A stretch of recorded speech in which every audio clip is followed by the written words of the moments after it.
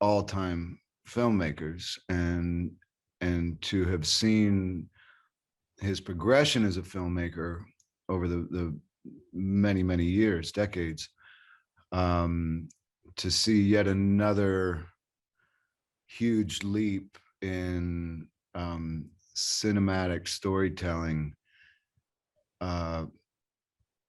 It was just a very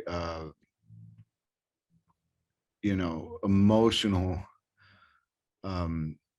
opportunity, meaning I got very emotional just thinking that we could join forces again. The biggest takeaway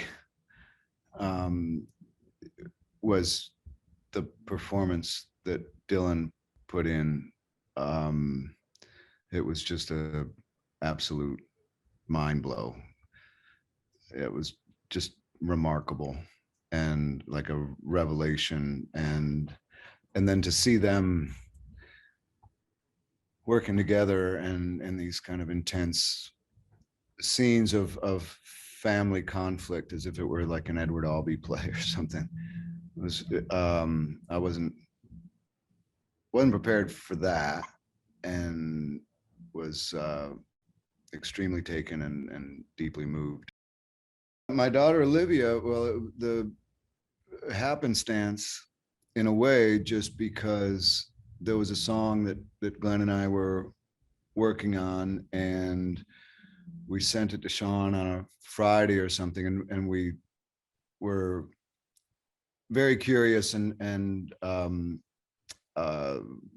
we thought this was one he was going to really take to. And when you make a piece of art and you hand it over, you're kind of waiting for the response back. And after a day, just checked in and asked if he had received that one, and he said, I got it. I just don't want to listen to it until we have a female voice on it, because that's the only way. I just don't even want to hear it until we have that voice of the character on it.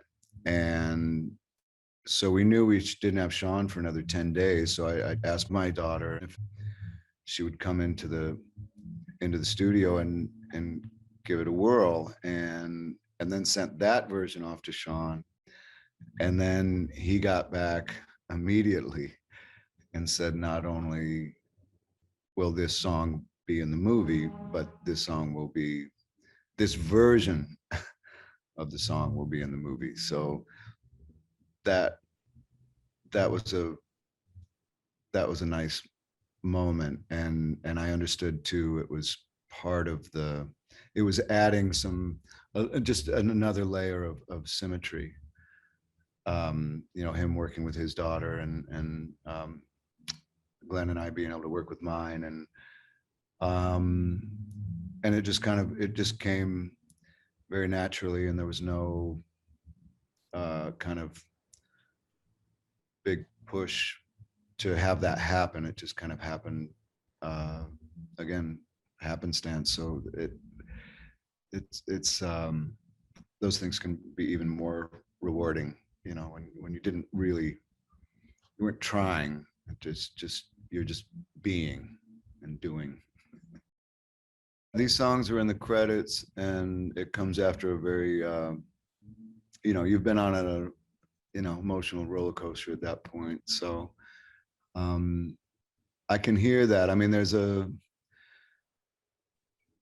she's 17, 16 a few months ago when she sang it. So, but there's some maturity in there too. So that's just a lucky accident, because it has both those elements of innocence, but enough experience to be able to convey the meaning of the words.